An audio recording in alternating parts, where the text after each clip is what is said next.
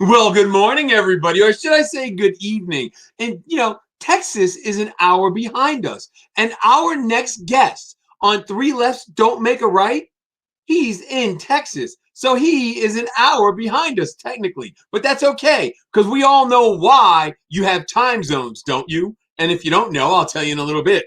But tonight we've got Shag from Iron Resurrection. Now, you guys have to understand something. Iron Resurrection is one of the better shows on that network. I will tell you that because they have a talented crew. That's where Shorty comes from. But the guy behind the scenes, well, not behind the scenes, but the guy, the front man, the guy who negotiates the deals is Shag. So that's who we're going to talk about. We're going to talk about his relationship with the Martin brothers and the Martin lovely wife. So therefore, we're going to cover all the bases. And yes, that's right. I said the lovely wife, Amanda. By the way, John gave me a little script today, and it's one of those things. I have a hard time following it because it's all like scrambled eggs on my plate. It doesn't make sense to me. But I'm going to tell you this: share, follow, tell your friends all about it because this show is growing and we're picking up speed, and we got some really good guests coming up. So next week, we've got Ian Russo from Full Custom Garage. He's out in the Mojave Desert, man. But he's got a tortoise. It's the craziest thing. I watch his Instagram. I look at his Instagram page, and there's this tortoise hanging out. It's so cool. Plus, he's got these two pit bulls that hang out with him. But anyway, just remember, every Wednesday, 8 p.m. Eastern, we're going to take a quick break, and then we're going to come back and talk to John, and then we got Shag. See you in a second.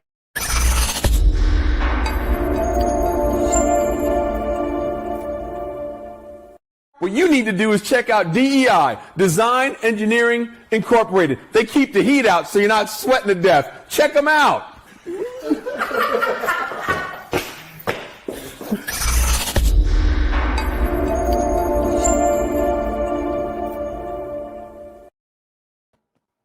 John! Shag was commenting on my teeth.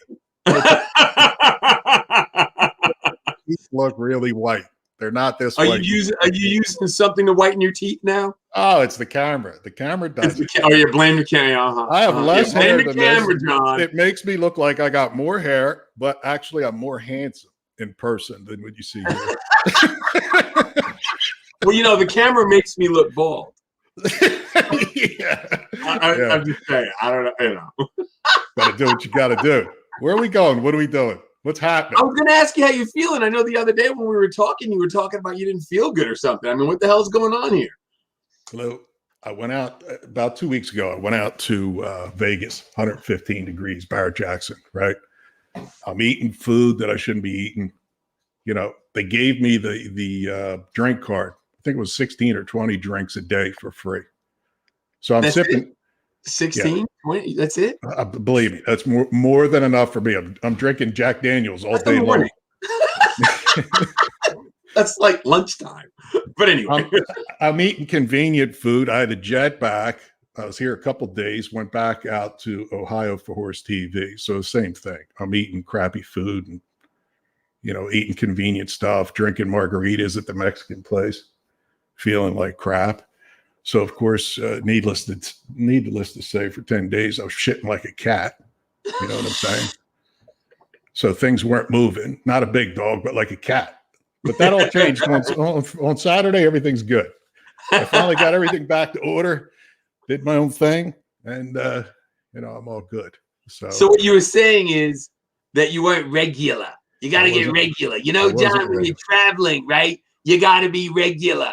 You got to eat stuff that's going to make you regular. I drove 600 miles out, not drinking water, 600 miles back. You know what that does to you. But you do that. I mean, you'll jump in the car and go 1,000 miles like it's nothing. I'm going to Buffalo this weekend. It's going to get me S10 and drive. Yeah. How many miles is that for you? Did you look at it? It's like an 11-hour drive. Yeah, it's probably 700 and something. Yeah, it's an easy run. It's easy. Yeah. And then after that, I'll get back Tuesday. And then we do the podcast. We talk to Ian, and then Thursday I jump in the car and drive down to Nolans, hang out with Ed. Oh, you're going next week? Yeah, man. I'm going next week to see Ed. Wow, that's cool. Yeah, I'm going to see it. And dude, it's crazy because, I talked to him, I don't know, it was about 2 months ago. And he asked me, he said, Lou, whenever I get in my truck, the brakes drag. And I'm like, the brakes drag? Why would the brakes drag? And I want to say, he said it's like an 18 or a 19. It's not an old truck.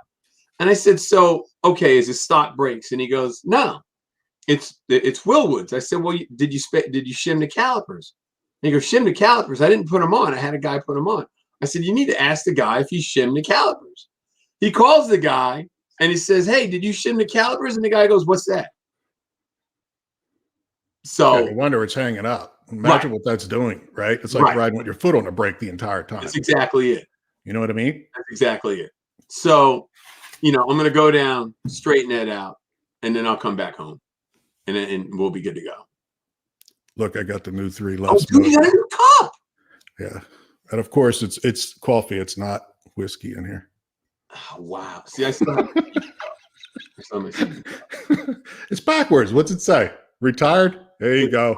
There you go. Tired, sleep, free. Yeah. There you go. Yeah. That's what I got. So listen, before we go too long here, I know we're going to be short because the new episode of Iron Resurrection comes on 9:00 sharp. So we got to jump off at like 58. I don't want to step over Iron Resurrection's, it's a new season. It's season 5. No, but I think we're going to lose viewers anyhow. If they're fans of Shags, they're going to jump off and go check out the show. I don't know if they're going to hit the DVR or what, but we got to take that into consideration. Yeah, well, then that's what we do. So let's real quick before we go to the break and bring in Shag, real quick. Yeah. Have you heard anything about Jay Leno? Are we still circling the runway on that? No, what I was going to do, what I think was not clear is she's thinking I'm going to hit her up like next week. You want to do it Tuesday, Wednesday type of thing. And not thinking we're booked up as far as guests until September sometime. I think it's mid-September, maybe even further out. I haven't checked the calendar. So what I was going to do is go back to her and say, listen, these are the dates. It's pretty far out because as you know, he was, she said that he is filming To Bet Your Life, the old Groucho Marx show. Right. He's remaking it. Right. So I'm sure his production company has their hands on it, Big Dog Productions. And, he's focused on that and nothing else because it's important. I mean, you and I were talking the other day. What I admire most about that is he's in his 70s and starting a new project. I didn't realize he was that old till you said that. Honestly, I really he's like 71, 73, something. He's in his 70s. But to think about that, to get up and go, listen, this is focused, got to do my thing in their 70s. Yeah. And that's a guy that wants to do it. Yeah. Yeah. He doesn't need to. I mean, he's worth probably $200-300 million, really. His car collection, I hear.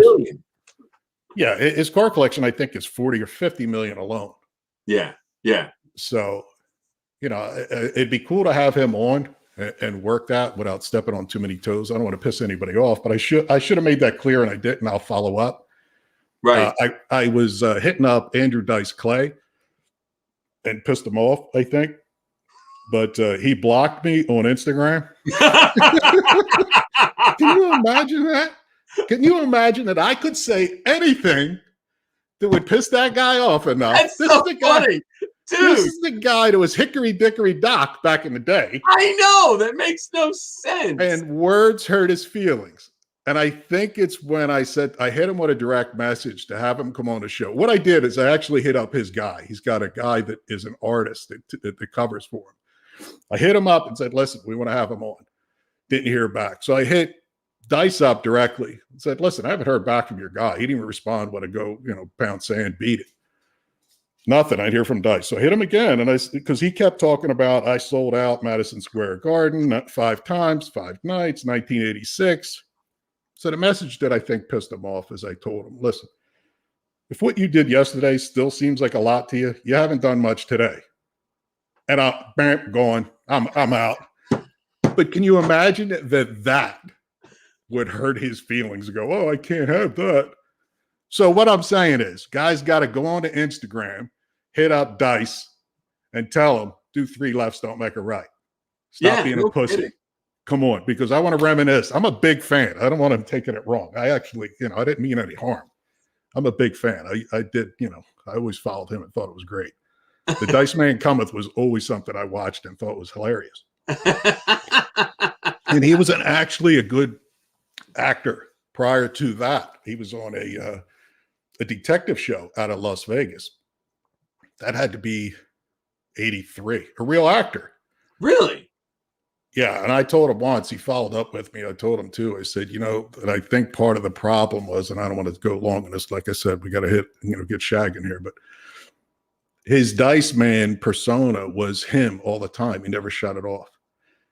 And I said, listen, if you go back to Richard Pryor did a character called Mudbone, where it was like the town drunk. Yep. But he did a skit, and then then he was Richard Pryor. He came back to being himself. Right. Dice Man would do all the talk shows, still wears the gloves. He doesn't know how to turn the Dice Man off. That character is not just him. He's a pretty good actor. And he should have pivoted back and forth and, got on stage and said, okay, I'm going to be the Dice Man. When I'm off stage, I'm Andrew. Yeah. Probably would have helped him out instead of pigeonholed him and saying, you're the foul-mouthed comedian. And he agreed. He actually agreed to me. He said, yeah, there's nothing I can do now. Like, it's too late. I'm like, not really. It's never too late. No. But anyhow, let's get into Shag. All right. So, commercial. After the commercial, we get Shag. Let's do this. For more than 25 years, DEI has been controlling heat and sound, all with products developed to protect components and drivers alike, and has become the standard by which all heat and sound control is measured. Each product is developed with solutions to problems in mind. DEI knows when it comes to making and keeping horsepower, heat is the enemy. Innovative technology allows us to develop the highest quality products, quality driven, and that's why the best builders and race teams in the world use DEI.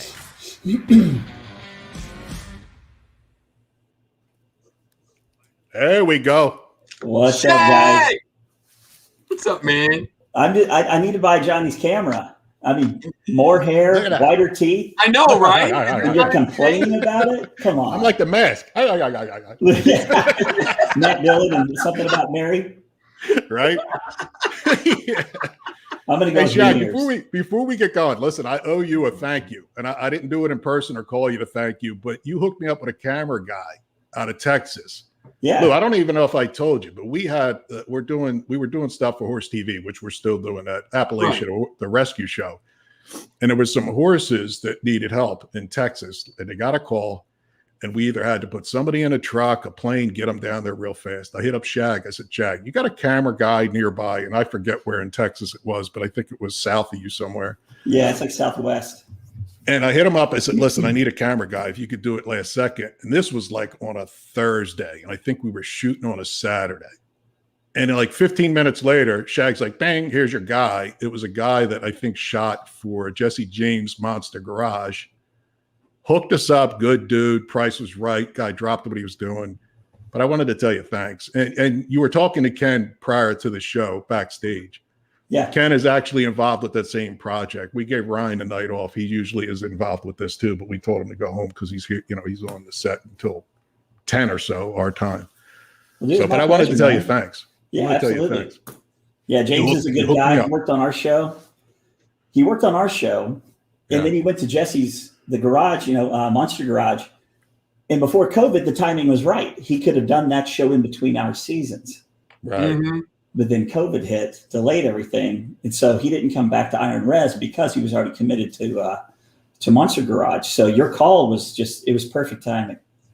Did Monster Garage make it, or did it go? I saw it was on the app. They had all the episodes on the app. It's pretty good. I see. That's probably why I didn't get the new updated. Well, it's cool. Discovery. It's the Discovery Plus app. It's not Motor Trend. Gotcha. Yeah. Okay. Shag, let's talk a little bit now about you now, and then we'll throw it in reverse and go back in time. Lou, what's the first? What do we got? We got his side hustle, the biker gang. I don't know what that is. I mean, are you a 1%er now, Shag? I mean, what's going on? I'm a little fucking. No, absolutely not. In much respect, I mean, I try to. So a friend of mine who's my son's soccer coach actually overheard me on a call, was like, hey, are you a marketing guy? I go to his house. He's got these really cool electric mini bikes. Remember the mini bikes when you were a kid? You'd buy a lawnmower and you'd make this thing. Your dad would weld the frame.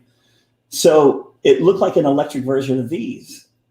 He let me have it for a week, actually a couple of them.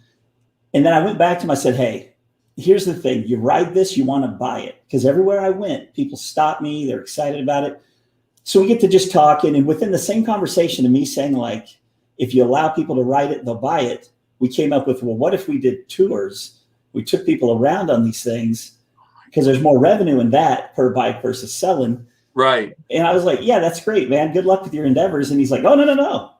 You're my partner. You're my business partner on this thing. No way. And I was like, look, I don't have any extra scratch to throw out. So he's like, hey, you're 18 years plus in marketing and brand building. That's all the scratch you need. So yeah, we launched in May of 17. We outgrew our space in 6 months. Went to a house. We took over this old house in downtown Austin. And then now we're currently in a warehouse, but we've had to change bikes because of the wear and tear and the availability, because we were getting a lot of stuff overseas.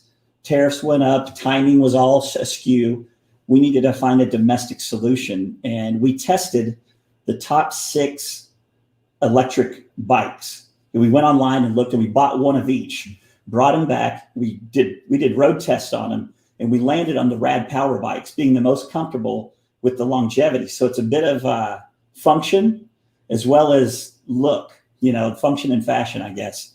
So anyway, we've been going strong. We took a couple personal loans to keep our top guys on board during the pandemic because tourism was one of the biggest things hit.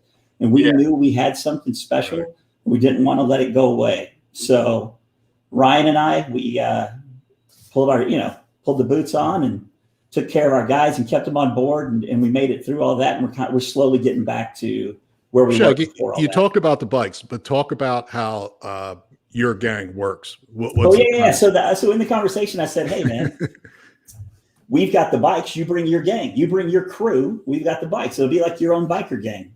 Well, I didn't say that. Ryan said that. He goes, yeah, it's like your biker gang. And then he said .com. I'm like, dude, that's the domain and the name of the company, because the .com shows that we're kind of, self-mocking a bit and polarizing, if you will. So we do take a couple of things, like road captains are our tour guides. We call our tour guides road captains, and in gangs, the road captain creates the routes, and we call our location the clubhouse. But other than that, it's all, I don't want to go with certain crests and colors. Like it's all respect. You know what I mean? Like we're not trying to say we're a biker gang. We're just saying we're like a gang of people, friends together. And what's cool is people come in from all over the world and they bond in that 2 hours, seeing Austin. But we also have a location in Panama City. So we have 2 locations. Yep. I was in Austin, about 4 years ago, and it's a beautiful area. And you know what I saw that was pretty amazing is like the main drag where all the touristy bars are. Which one? There's a couple of them, like 6th Street or Rainy Street. I can't remember, Shag, but I'll tell you what I did notice. It was a walk up from the hotel. And my wife remembered. She said it was all business, and I traveled with her for business. So we went down there, but we're about 3 blocks. We had to walk uphill. And during the day, we went shopping, walking around. But what I'm getting at is you could see that the buildings were preserved, which was weird to us being from the Northeast, because here with the winters, everything gets destroyed and has to be replaced over time. That's true. I turned to her and I said, listen, if you were to take a black and white photo of some of these places, I'll bet you this looks like it did 30, 50, 80 years ago, some of them, because they still have the same giant wooden doors. Well, hey, you probably walk past it and don't even notice, but being from the Northeast and going down there, I mean, it's all preserved because of the weather and everything else that's down there. You don't have a crazy winter. You're right. There's definitely some preserved and beautiful buildings, like in hotels and venues. A lot's changed in the 4 years since you've been here. Yeah. The entire skyline is completely different. They've gone up. They can't go out any further. And they've gone up. And I live 8 miles from downtown, which is where your biker gang is. I got to tell you, man, like I was shocked to find out how much my house would list for. So now I have this huge carrot dangling in front of my face. but I can't move anywhere. It cost you just as much. We're going to move. Yeah. So it cost us as much. We went down with the hotel we were at was right across near the river where all the bats come flying out from whatever that is. But that's where exactly we're at. We're talking about Four Seasons, maybe. Yeah, I think that's where it was. Yeah. Yeah, it was a nice area. But again, this was 4 years ago, and I was half lit at the bar at the pool, and I come down watching the bats actually didn't come flying out of there. I was a little disappointed, but whatever. I don't want to get sidetracked. No, hey, we're here to just chat, right? We're just going to hang out. But the Your Biker Gang, basically, if you got 5 guys that are in that area and you want to tour and check out some of the scenery, that's what it is. You jump on it instead of the duck thing where you get in, you go out of the water, whatever that is. But you're on scooters. How fast does that scooter go? And you don't have to sacrifice your pride on a Segway. I'm just saying. No, I've done a Segway tour in a city that I knew nobody in. Right. So, the tour's cool because what we try to do is make it a cocktail of things you expect to see in Austin and the things that are total wow factors. And it's kind of rad because people say, man, my wife made this list, or we put together these things we wanted to see. And we saw 80% of those on your 2-hour tour. And it freed up time for us to enjoy our trip. Yeah, that's awesome. And that's what I want to do is hit people with look, this is what you wanted to see. And then did you know this is the original Whole Foods or this is whatever. So it's that cocktail. And everything's photographable. Everyone likes to tell stories through photos. So we make sure every stop along the way is photographable. Shag, let's throw it in reverse. You talked about 18 years of marketing. Yeah, that's a long time. It's probably more than that. So what were you doing? How were you doing? And what led you? Give us a hop, skip, jump to how far back? Brother. Far back as you want to go. Let's talk the third grade. Here's the deal. If I put my real LinkedIn history on LinkedIn, all my jobs, it'd be 3 pages. Because my thing was take every opportunity given to you. If that means having 3 jobs at a time, that's what it means. But on the same note, I always tried to have jobs that my dad always said, be proud of what you do, and he's like, never have an excuse for it. So enjoy what you do. Not this whole hey, if it's fun, it's not like you're working a day. I get that saying. That's not the truth because I've had some badass jobs that felt like work, but I still love the job. But I've just taken opportunity after opportunity. And I was working for Gatorade at the time when I ran into Red Bull people. And immediately it was like, what is this stuff? Why is it so awesome? And I was playing ice hockey at the time. And I took one of the cans from them and I didn't drink it. I held on to it because I thought it was some sort of magic water or BS. But we had a game and I drank it right before the game. And I had one of the better games I played in a while at the time. And so I pursued them. And that's actually how I met the Martin brothers, is working for Red Bull for 8 years. Red Bull is one of those companies that doesn't just push their standards across the whole country. They say, hey, what's hot in your market? And then how can we activate around that? And in Fort Worth, where I'm from, born and raised in Fort Worth, which is west of Dallas, not to be confused as Dallas. I was in motorsports. I lived right down the street from Texas Motor Speedway. I'd take my son every Wednesday night to go watch the Legends race and the dirt races. And it's just, hey, a $5 live entertainment is better than any movie, is all I'm saying. Oh, yeah. Yeah. Going to the track and watching them crash buses and stuff like that. But anyway, Red Bull's like, hey, and look at motorsports in your area and tell us what's big. And NASCAR, customs, off-road. And that's how I met Joe and Jayson, because I'd heard about these guys in South Dallas that were kicking ass. Motorcycles that they're building, they're creating this reputation. And, sometimes you meet someone in a work environment that becomes very friendly. Mm-hmm. And that's exactly what happened with us, is our work relationship turned into a friendship. And that was about 2002, 2003 is when I met, Joe and Jayson. Yeah, that's about the time I was telling you prior to the show. That's about when I ran into them. We had Paul Jr. on the show last week, and I was at a show in New Orleans, and Martin Brothers were there. The Tuttles were there. Indian Larry was there. There was all the heavies. Yeah. Billy Lane was at the show. I think just a few years later is when Indian Larry had his accident and things turned. But What I was getting at too is when we had Paul Jr. on, we talked about the biker build-off shows that really set the stage for Joe Martin and the Martin brothers.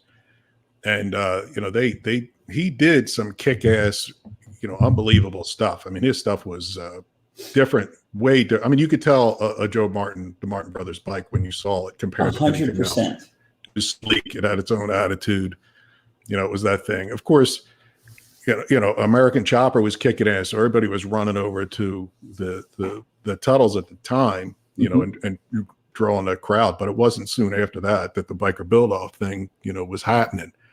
But we did talk to Paul Jr. about revising and going after, doing another biker build-off. Do a build-off show. And when I ran into a car build-off. That's true too, right? Not a custom car build-off, but having a parameter. Because like the original biker build-off was function, style, and stamina, if you will. Because they would build it, drive it to the show, put it on the stage, people voted. Yeah. Man, you could do some cool stuff with cars. It may be money. It may be a money thing. It probably because of the cost, because typically they cover the bike or the car. I think so. Yeah. It's been a while. What I was getting at, of course, the Martin brothers would be right up there. Tuttle, he builds, same thing. The kid, not the old man. The kid builds a crazy ass bike at times too. I mean, he's got an imagination with the copper and everything else. The last one I think was Jesse James, both the Tuttles and Rawlings and Aaron Kaufman. Oh, that's right. But for the life of me, somebody asked me the other day, who would be the third or fourth builder between the Martin brothers, the Tuttles, if they were to come back? Who's the third person in line that's kicking ass now to build a bike? I could do it. I mean, for me, I would say that's a great question because there's a lot of builders. There's a lot of guys doing different styles of bikes, now. The Cafe and the Bobbers and the Cruisers and Lou. I mean, Lou. I'm right here. So, hey, my son. Hey, so Lou, of course, Leg & Foo. There you go. Lou in the mix. Leg & Foo Customs. Wow. Sorry, guys. My son. Trying to get worried there. Hey, I'm going to show you something. Is that okay? Go. I'm going to show you. My son just walked. I texted him. I said, "Bring me a water. I'm dying here." So he just walked down with I just have to show you hey, come here. I'm not going to say his name. I'll let you see. Give him a what's up over here. Closer. Get over here. Get all the way in. Get all the way in. He took off. Sorry. Get all the way in. Yeah, no, he took off. He ran off. He left already. That's funny as shit. He's got a sense of humor. Oh my goodness, dude. These, you know what? People are like, hey man, how was the pandemic and staying home and this and that? I was like, it's easy when you live with the people you love, Right, Yeah. Right. Yeah. Like I really dig the people my roommates. Like my roommates are super cool, so it's easy. Right. So you'd ask the question though. The third builder would be Lou, and that would be huge. Who's number 4? But the fourth builder, like who would I want to see? Yeah. I say Jesse. You think so? I think so. Have we ever seen Joe and Jesse build against each other? No, I don't think we have. Yeah, and I know that they're friends. Joe and Jesse are friends, and Joe's done some of the paint work for Jesse on some of the builds. So it'd be kind of rad to see those guys drop the friend flag and go head to head. You probably didn't get a chance to watch the Paul Tuttle Jr. episode, but I didn't. Paul said he would throw the Martin brothers a beating. No, I'm kidding. No, I'm kidding. No, we're talking shit. And he said about Joe's mama. I'm just saying. I mean, I guess you could beat someone with their own parts. Back in the day, I remember Paul and the guys, they ordered Martin Brother pipes for their builds. Yeah. Yeah. So, I remember that on a couple of them. But everybody, though. Everybody got parts from everybody, Yeah. It's I think what set Joe aside and what sets our show aside then as it does now is that Joe has a hand on every stage of the build. Yeah. He doesn't outsource anything unless it's way outside of his skill set. And even then, he's a student of that situation. And to me, that's what's always been impressive to me about Joe is that if his name's going to be on it, he's going to touch every stage of that process. And I mean, the talent is just overwhelming. For sure. I mean, he's crazy talented. I mean, you could see that from the jump years ago. Yeah. I mean, it's like he's a robot sometimes. I mean, he'll just grab a Sharpie, and when he's trying to explain something, like, hold on, like this. You know, like, is there a chip in your head? Like, how did that Sharpie on cardboard come out so perfect? I told him I'm going to start stealing stuff around the shop and putting it on eBay to make side money. But, Shag, we jumped to I heard that Jayson, the brother, Martin, pitched the show. Rob Kerr, the producer, those guys got a hold of each other somehow, some way. The show comes about, right? Yep. What I heard, and you can clarify if you want to, I heard that the Martin Brothers shop that we see today didn't exist until after that show was going to take place. And then they put the shop that we see now together for that. Is that right or no? I mean, I guess potato. The show was built. We got the green light. You know, we shot the sizzle reel years ago. I think it was so we shot the sizzle. It was pitched to the network, Velocity back then. They liked it. They had us all sign a "don't sell this to anybody else" thing. Yeah. And then we all kind of just went about our daily business. And I remember it was my son's birthday, and Joe called. He goes, "Hey man, we got the green light." This was in February. We didn't start shooting till July. So Joe had the slab and the building and everything up. They were just, like I said, Joe has his hands on every process of every build, including his house, his shop, everything he does. So he was like, "Man, we got to speed up the process." So concrete went in for the driveway and stone work and everything. So when you watch the first episode from season 1, here's how it breaks down. February to July, grinding and building that shop. Literally, the first day the shop opened was the first day of shooting. So if you look, when me and Mandy delivered the truck, the C10, it looks like an Apple store. Everything's just white and clean because it literally just like that was our very first day the shop was open as well as the first day of shooting. So to say the shop was built after the fact is a little wrong because that shop has been the shop throughout the entire the series. Yeah. It's had a facelift every season because it's slowly getting it's getting seasoned. Yeah. That's pretty cool. It's growing because you're accumulating stuff. So inside it's growing character. Yeah. And even outside. We built other buildings around. I say it's Shag's not on the building. But the Martins have built other buildings around, like Rexrod. Keith Tardell is in the building next to Joe's main shop. And then Aaron owns his upholstery fabrication shop in the back, Innovative Rides. And Circle J is now upholstery up in the front. I mean, if you guys hit Joe and said, "Hey man, I want to commit to 5 years, build me a building, like I'm going to do this." Sure. Let's load it up.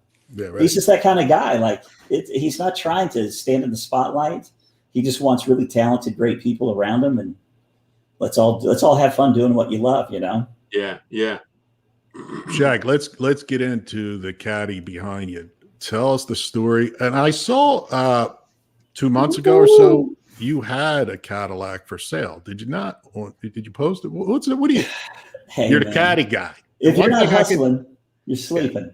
Yeah. So this wasn't it. This was not the Cadillac for sale. Yeah. This is the caddy from season 1, season 1, episode 6, triple black Cadillac. Is that a 3? What year is that? 4. 6. How would you know? Oh, that's just the other day when I picked it up. That's badass. Those wheels are kick ass too. Yeah. Yep. I mean, I'm going to fall in love all over again looking at these pictures. Let's go for a ride, Shag. Hey, anytime. I'll be your Uber. I'll tell you what. I'm expensive, but that's I did see somewhere you and I have something in common. The 59 Cadillac is king of all kings. That's on my bucket list. Convertible. I had a 60 convertible when I was 21.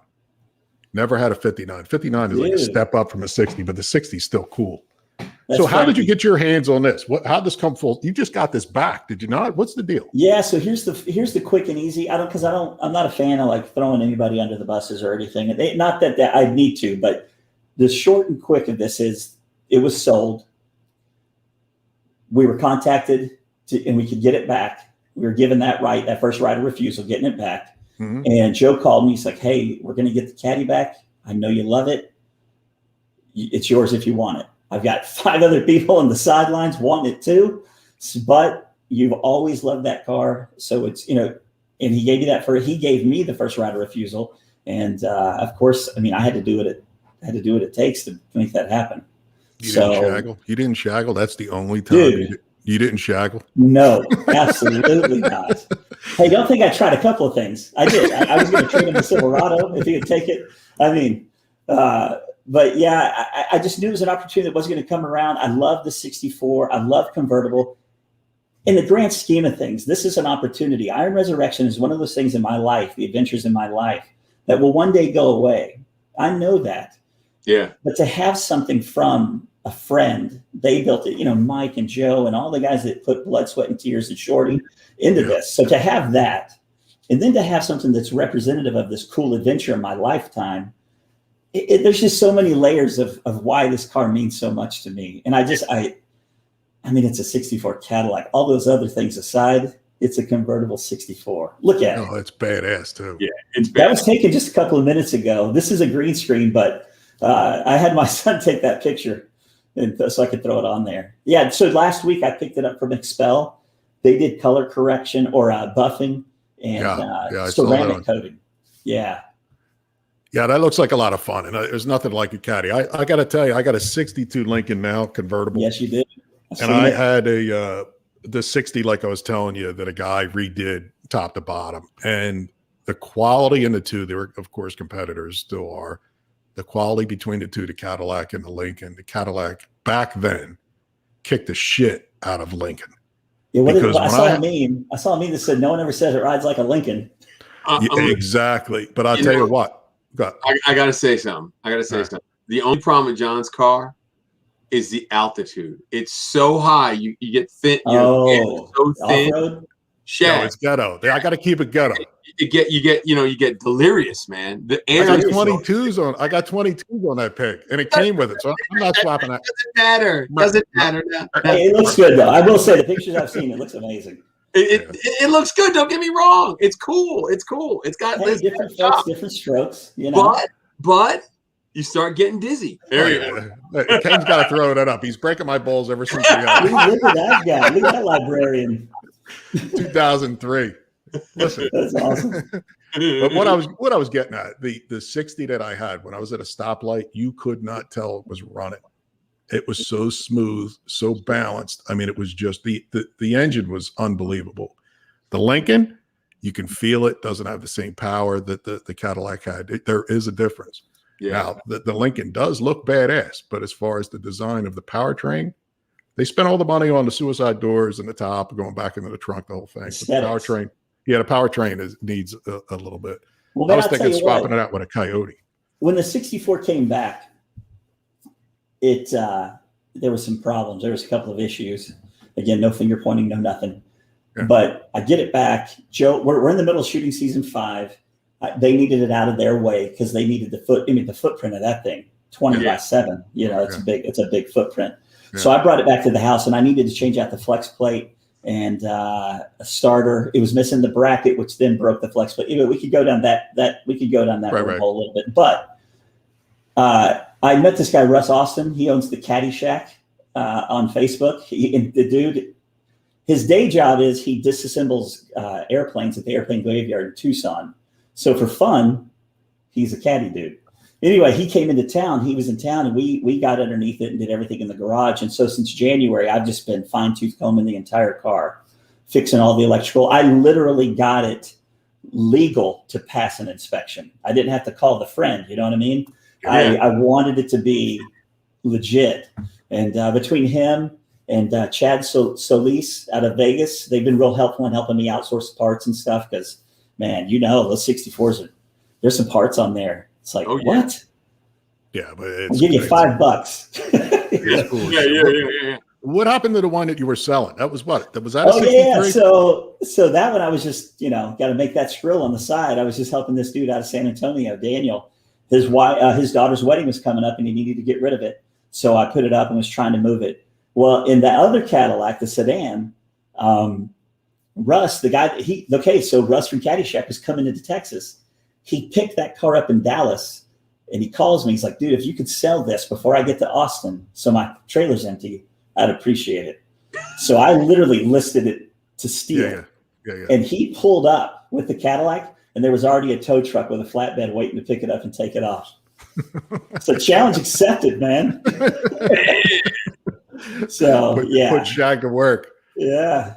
That's crazy. I think it's funny as shit when somebody says, listen, I want 10 grand for this. And you're like, listen, the family friend price, 2,500. You're always like, it's fair, dude. My dad always taught me, be fair on both sides and everyone's happy.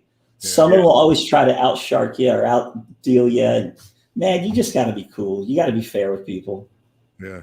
I hate it when a friend tries to screw you over. You know, that to me is like the stabbing in the back.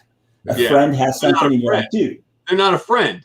Yeah, I know you inherited that. Oh. That looks like a LaValle thing. That is exactly LaValle. And you're hitting me in the emotions right here, just throwing that in unexpected. But this is a celebrity. So Mike, there's only a handful of people he chose to do this celebrity. And I knew nothing about this. He came up to me in the House of Color booth. You know, we traded texts all the time. We talked all the time. He had a French bulldog.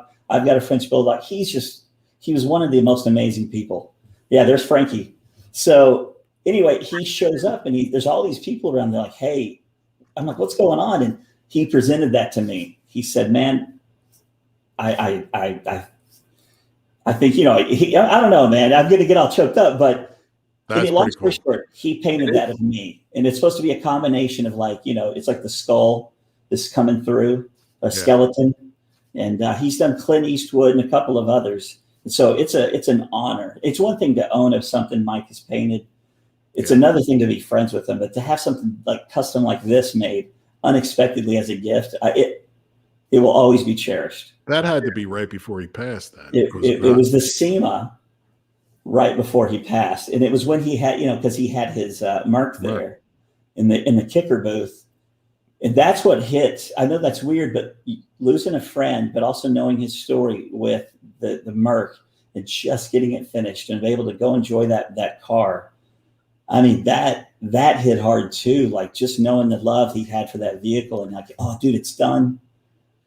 And then to lose him so unexpectedly, man, he's just a great dude. I'll tell you what, I and I'm not going to take credit for anything, but I had a 51 Merc and flew him into the East Coast to have him put fire on it back in 06, I think. That's amazing. And he said it was the first Merc East Coast that he put fire on it.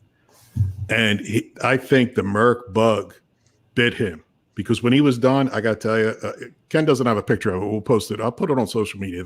His car is such a beautiful car. He was calling me going, yo, you got any extra parts? I said, yeah, I got this. And he was asking me a lot of questions about it. Of course, he had Jesse, put it together, chop the top and do a couple things. Cause I told him, I said, you got rid of the drip rail because that's how he got it. And we went through a couple things and he fixed it and did. But my Merc, it's funny because last week, I don't want to go long in this. No, you're good, man. Paul Sr., he saw a picture of it, told me bring it up. He wanted to look at it. You brought up Jesse James. Jesse James emailed me because word was getting out about the car. Not that it was kick-ass, but it was just funny to have him. Jesse James emailed me and said, listen, I'll give you – he offered me a Diablo frame and something else for the car. I said, Dick, a frame? Now the complete bike, you're talking. And, of course, he got pissed off at me. He stopped chatting it up, whatever. But we really should have Jesse James on the show. I mean, that he's Absolutely. probably and break his balls about let's do the biker build off with Lou. Go, Lou. Shag. Did you notice again? He said he didn't want to go long on this. I went long. Yeah, he said earlier. And did you also notice? He pissed off Dice, and then he was going to piss off Jesse too. Nice pissed off Jesse. Yeah. Well, yeah. No, I think hey man, let's see who we can piss off in this podcast. I didn't really piss him off. Listen, you can't. Who's John going to piss off now? I'm not taking a bike frame and a couple other parts. You give me a complete bike. I got to at least be able to ride. No harm in asking, man. Exactly. I shipped that Merc to Australia. Guy paid me 80-some grand for it back in the day. It was I bet you had it back. No, not really. I'll take the 80 grand. What? I built one after that too. Okay. But anyhow, but yeah, Mike was a good dude, but I think that bug bit him. And I ran into him when he had his Merc at SEMA. Yeah. And it was last minute, as you know, everything was hurry up, get it done and get it there. And I saw the pictures like you probably did on social media. And I'm thinking, there's no way he's going to get that there in time. But he called in everybody that he knew. Yeah. You're like, oh. It was kick ass. I mean, it looked presence. Good. Yeah. And the thing is, Jesse James, like the next aisle over at SEMA, had his Merc there. So that was in the House of Color booth. Exactly. Yeah. So that Merc, the 51, they're both of them 51s too. They both took off, did the same type of build, but it was pretty cool to be going, thinking to myself as I'm talking to those guys, listen, it's because of my POS that I built that you're, taking that shell and giving it your name. Yeah. Right. Not that I'm the first guy to do a Merc. Hey, don't get Johnny me wrong. just take credit for I did. the popularity. In my head, I took credit for a lot of that shit. But Shag, let's get to now. You're on the show. So with the Martin brothers, Jayson was always in the business side. They did all the biker build-offs. They did the World Biker Build-Off, and Jayson just stayed in touch with everybody. He's very creative, very intelligent, always had ideas, and so he had a couple of ideas for other shows. And he would call me, hey, we're going to do this. We have this idea. So we shot other pitch reels over the years that we've known each other for other shows that even now they could be revisited and done. But years had gone by. I'd moved to Austin. I was relocated with Red Bull, and calls me up, hey, we're doing this show. It's Texas Iron Resurrection. And it was a lot about the fact, like, how's my brother stayed relevant since the biker days? What has he been doing since then? Kind of like where are they now, but check out where he is now, kind of, this is what he's up to. And so he had that idea, and I was like, of course, dude. Like, yeah, let's go shoot a thing. And it's funny because back to the biker build-off days, I was there with Red Bull, dropping off some Red Bull and some stuff and just visiting the guys, and they were shooting that day, and this dude didn't show up. I don't know. They're waiting on somebody to show up. And so I just stepped in and I was like, I'll do it. Well, what do I got to lose? And we shot this little thing. Well, the producer remembered me. He thought I was like a paid actor or something and I think I just didn't have any nerves or didn't care. I was kind of carefree about it because I'm like, dude, I got a job. Like, I'm not trying to be this. I got this. And right. So it worked out. And, It screws them up when you act like that. What's that? It screws them up when you act like that. Yeah. I guess they don't know what to do. Especially TV people. It's funny. But we shot Iron Resurrection pitch reel, and it worked. I mean, it's been a blast ever since. I talked to Rob Kerr on the phone a couple times, and your name came up. This is probably maybe we should talk offline. About a year. I'm going to tell you, about a year and a half ago. Offline. And we were talking about you, and he goes, Shag, and he went, Shag, and he was at a loss for words trying to describe you. And I just said, Shag's just a smart ass. He went, yeah, but he didn't know what to say. But he gave you all the credit in the world for Rob's great. The balancing of the show. He is. He would call, hey, you still having fun? Yeah, I'm having fun, Rob. All right, let's keep going. His thing's like, dude, have fun. Let's make some champagne telly, as he says, making champagne telly. I like that. Yeah. So here's where we're at. Jason's idea, Rob's production and talent on production side, and this is where we're at. We had Shorty. Shorty was on the show. What was it, Lou? 2 months ago? 2.5 months ago, he was on, and he did, for everybody was concerned that he was quiet. He came on. I got to tell you, Shag, we couldn't shut him he's up. quiet on your show? No. Everybody thought saying that he was quiet. I kept saying, "Don't worry about it. We'll be fine." Oh, dude. No, but see, John is, Don't worry about it. Yeah. Shag, John takes this like really serious. He does outlines. He does all this stuff. Me, what do I need an outline for? I mean, I don't understand it. So, because I would just run wild in the streets. So he was worried about Shorty not having enough to talk about. What are we going to do? Do we need to bring someone else? I'm like, no, we'll be fine. I run through it all. And we went over an hour. Yeah. No, I watched that one. It was really good. It kind of made me think, oh, dude, how far back do I need to go now? His He's story. like, it was a rainy Sunday evening in 1967. The Coming to America story, and that whole thing. It was really. I good. mean, he's living the American dream, which you guys said. Yeah, he's living beyond the American dream. He is creating a whole nother level of the American dream. And I mean, hey, put in the work, put in the grind, hustle. You deserve everything you've done.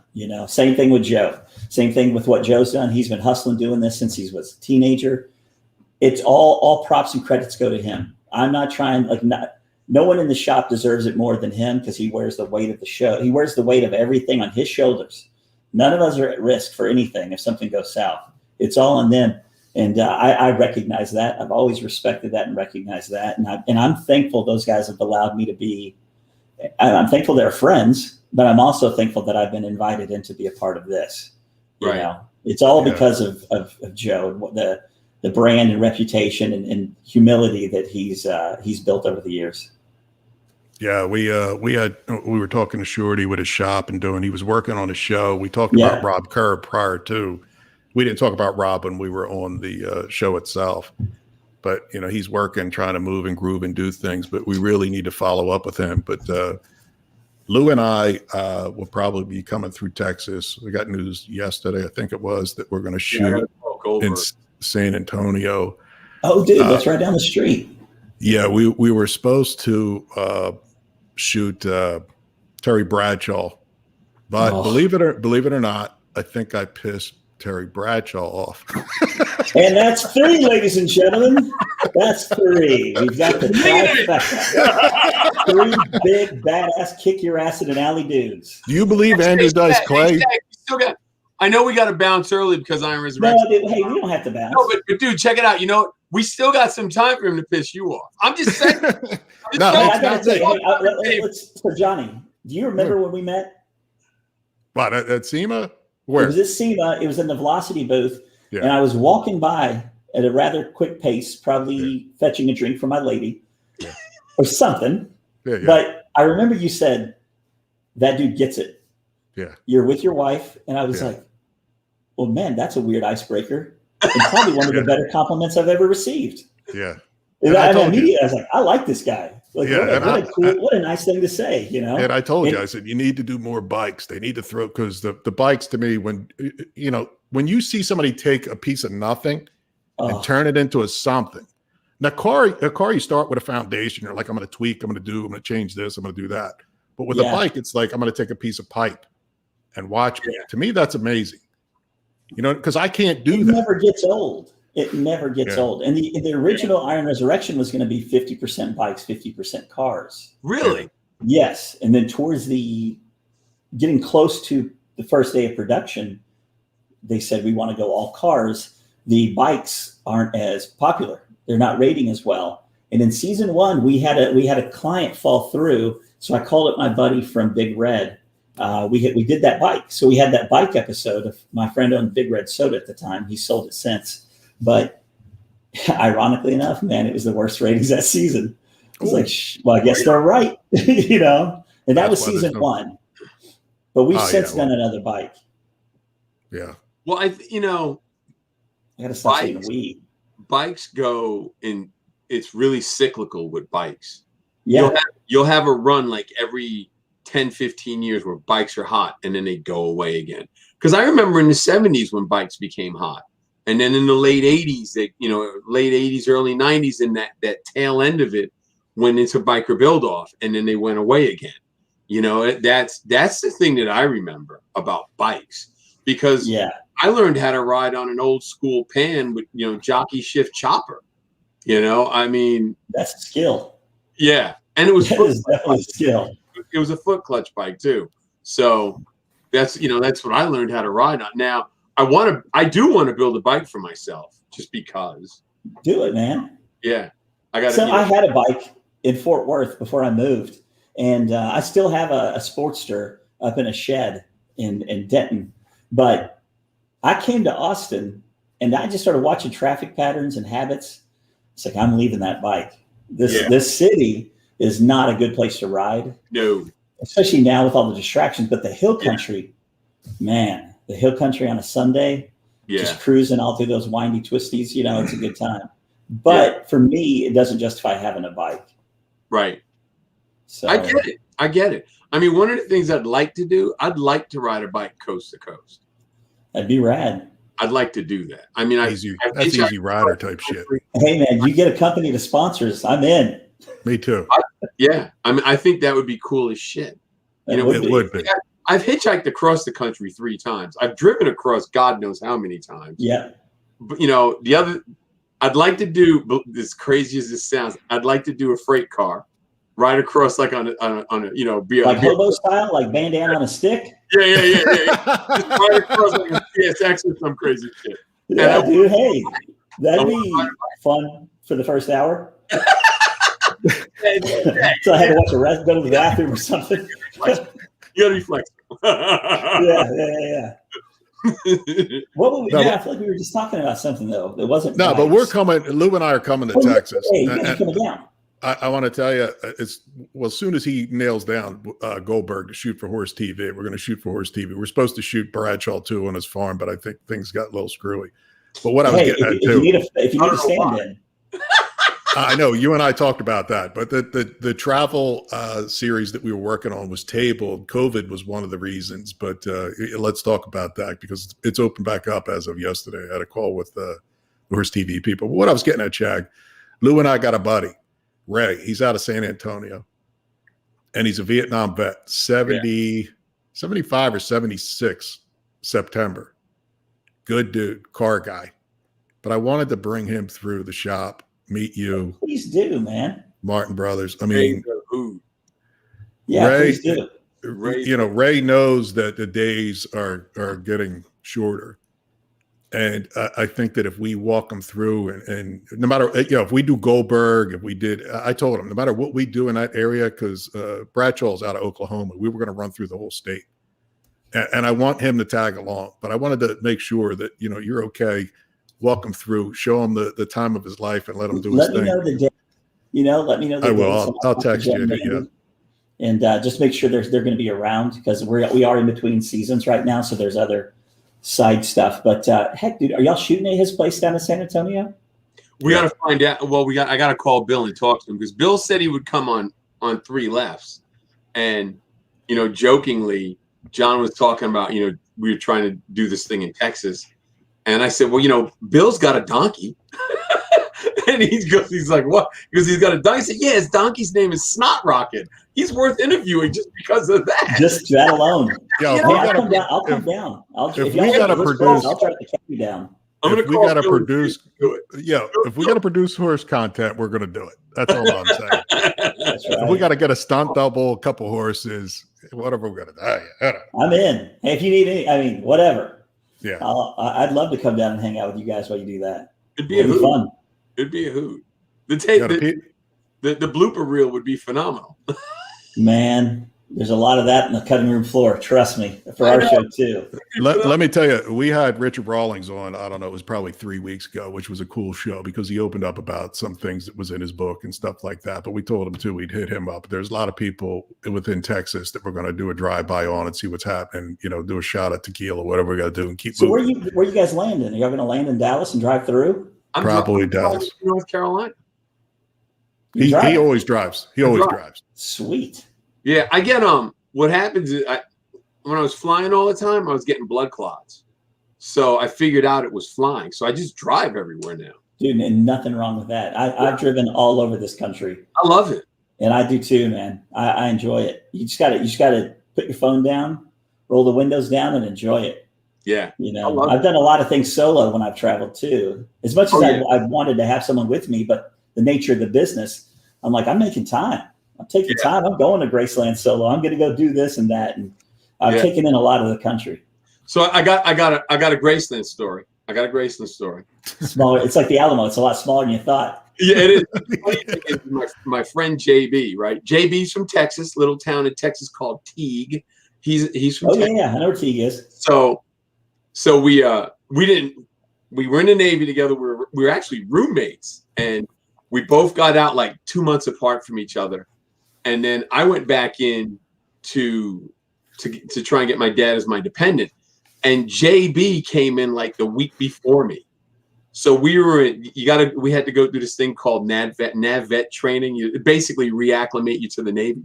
Oh, okay. So we're in Great Lakes, and he's always wanted to go to Graceland. So it's like, let's go, screw it. So we jump. He had a Jeep at the time. We drive to Graceland, right? We get there, the place is closing up. The security guy's locking the gate. I'm like, dude, can we just touch the doorknob? We ran up the doorknob right back. That's it. That's all you saw. You missed out. We ran up the walkway, touched the doorknob. We're in Graceland, and we went down the car and drove back to Michigan. Disposable camera selfie. Graceland's a bucket list item. So, but yeah, that's what we did. It's cool, man. Yeah, Graceland was cool, and being solo, I didn't have to worry about anybody. I took my time, checked it all out. I was really thinking it would be larger, you know. Yeah. But once you got that out of the way of your mental, you started absorbing the surroundings and the environment. Like, man. Yeah. This place is killer. You know. You know what the thing is, Shag? That in 1955, that was a giant house. Oh, yeah, absolutely. Everybody afterwards, you know, the 5,000, 6,000, 7,000 square foot house, yeah, that became, you know, something that was big. But back then, yeah, I agree. But you look at the farmland, he had horses, and he's actually buried on the property. Yep, it's at the end of the tour. When I went through years ago, I think the grandmother or somebody related still lived upstairs, and you couldn't go upstairs. You could only go through the first floor. Yeah, I don't know how it was. Make some killer cash. Airbnb that place. Oh, dude. I wanted to buy the Breaking Bad house in New Mexico and call it Breaking Bed and Breakfast. Printing money, printing cash. Just making meth and printing cash. What's that? So just remember, if you're going to print money, you got to dry it with poker chips in the dryer, so it looks like it's. Oh yeah, that's right. So it's beat up enough. Come on, that's right. That's right. Well, what else are we going to talk about? Shag, season 6. Have you gotten approved? What are we doing? Fingers crossed, man. We'll find out. It's legitimately about the ratings. There's no magic in that. It's if it rates well, you get picked up. Do they share those? Do they share them with you, or do they bullshit you and hand you? No, I mean, I get it. I understand it. When I put myself in their point of view, I understand why they're not that transparent in that area. But they let us know if it's doing well. Okay, good response, good feedback. You know, and there's no way we can find out how it does online. They own all that info, but we should know by the end of August. I think is the timing, because they watch a certain number of the episodes, they track it, and then they'll give us a call. Right. I think you got it. You got to bounce around number 1 or number 2. Bitch and Rides is probably your only competition. I mean, Texas Metal does really well. It does, but it's not the same. I would say that we bounce around in the top 5, depending on the time of year and whether the shows are premiering. Yeah. You know, I think all the shows, they may not be your style, but they're doing it right. You know, like if Texas Metal isn't your thing, but dude, no one's doing it better than those guys. That style of builds, you know, they're highly talented. And so I like that Motor Trend is offering these different styles of build shows, because you guys know, man, car guys, car people, it's just a huge family with different interests. Yeah. You know, and that's what's so amazing and diverse about it. I love it. You want to hear something crazy? You know, as you know, I do a lot of work for Horse TV. Yes. It's like Netflix, but it's, you know, for horse people. Streaming service, the whole thing. Lou and I got together. We're like, you know, when we look through the guests that we've had on the show, there's no reason why we shouldn't start a streaming service pretty much like Velocity has, but real car guy, real shit. We know, you know, what the car people want, look, touch. And the reason I say that is because when you look at some of the shows, for example, the first Trans Am, which was what, season 2, season 3, the Burgundy first Trans Am was a 73 in season 1. My favorite build. Yeah. Yeah, and the thing that I didn't like is they skipped right over all the metal work that was done in the front. Should have been a two-parter. I was like, listen. I told Joe that when I met him at SEMA a few years ago. I said, man, you got. They should have showed you making that lower valance and all that. Dude, it's subtle genius. Yeah. You walk up to that car, you don't know. You park it next to an original, you're like floored at how much. That's the talent. That's the talent. It's backwards, Lou. You still read it backwards. I know my whole camera's screwed up. That's a horrible idea. What's that? That's the shirt. That's the shirt that John needs. It's a horrible. Hey, I got that tattooed on my back. I'll piss more people off. I'll piss more people off. But what I was getting at, Lou and I and a few others, what we're going to do is we're going to start a streaming service for automotive. I got to tell you, I talked to the people at Horse TV. They're on board to start a second division that does the same because they got the template. Everything's there. They got subscribers. They know how it works.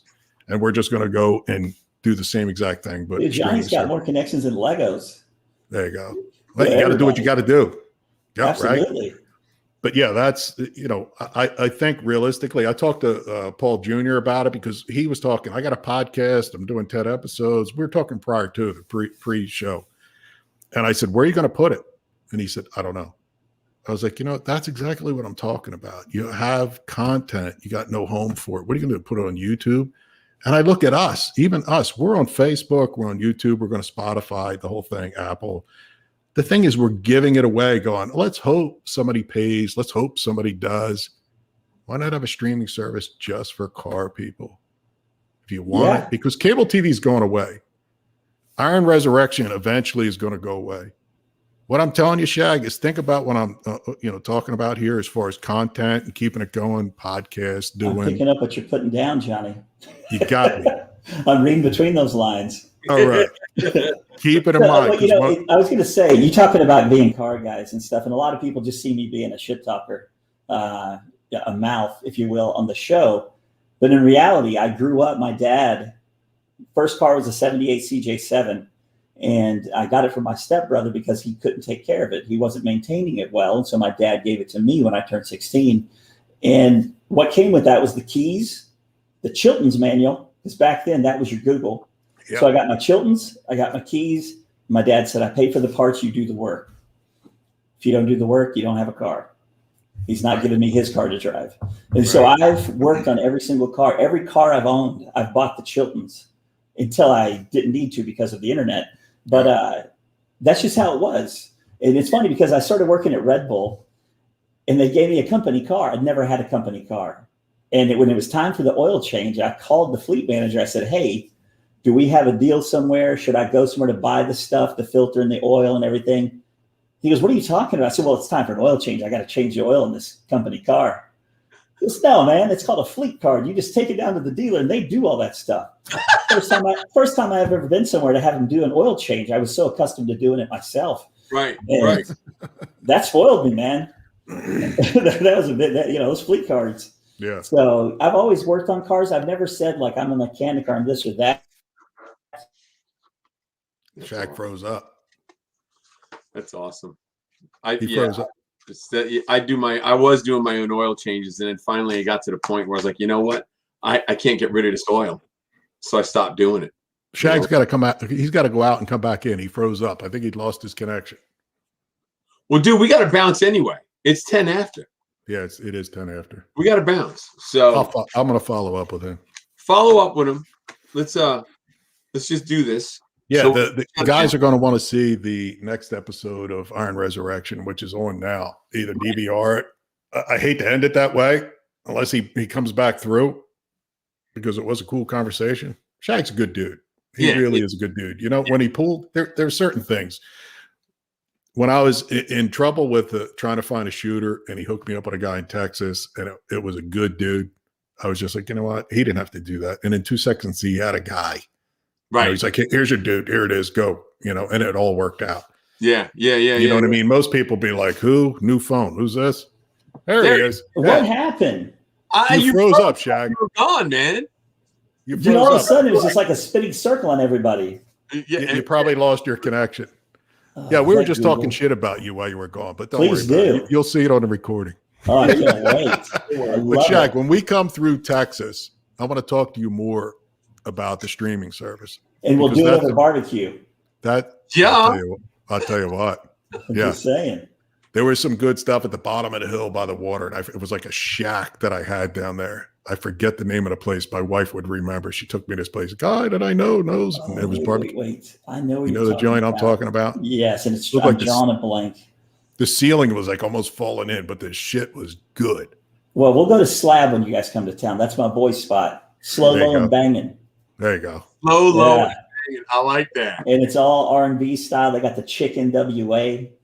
You know, everything's named after hip hop and R&B, and the fact that it's just amazing. Like all that fun stuff aside, it's amazing food.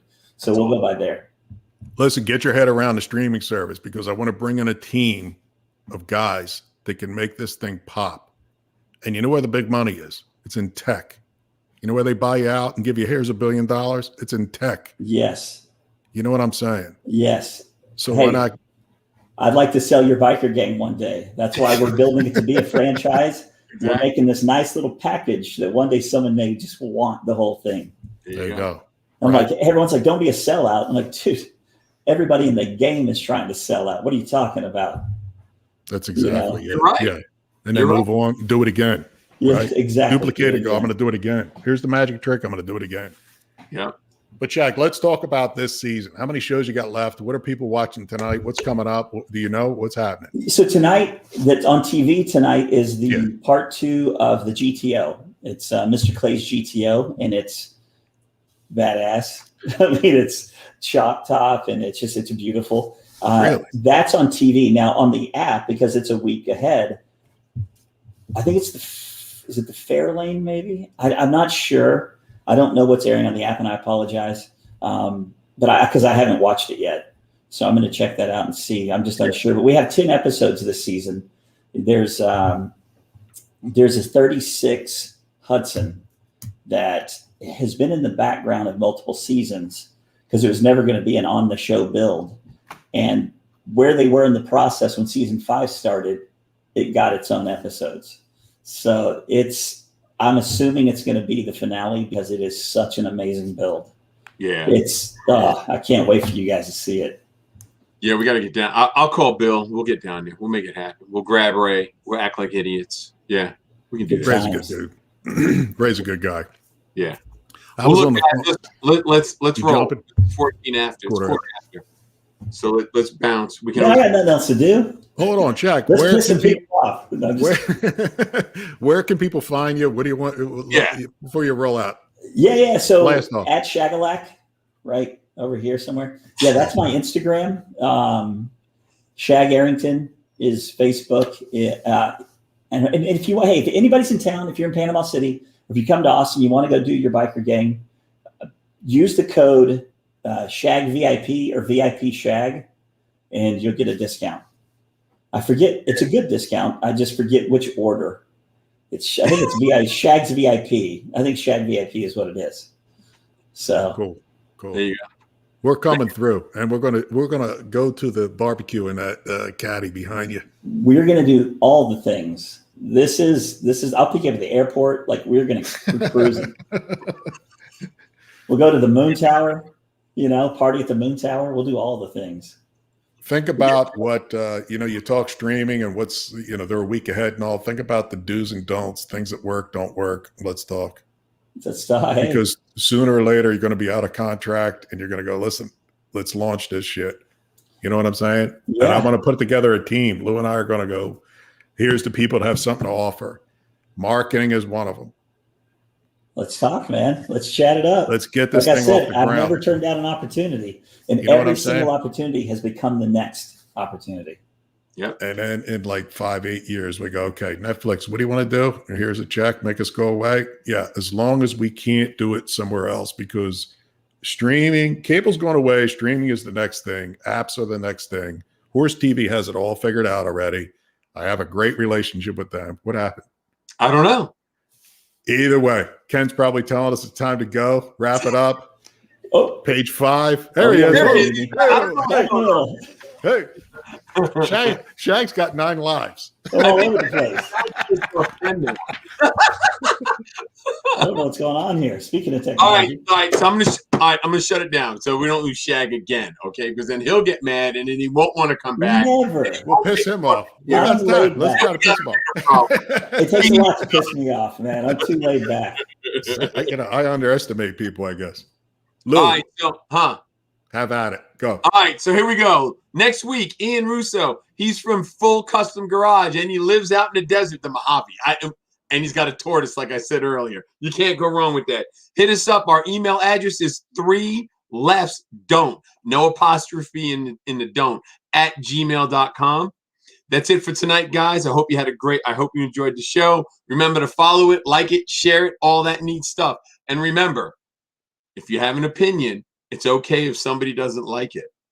That's the beauty of our country. Till next week, I'm Lou Santiago. John's gone already, and we'll see you later. Ciao.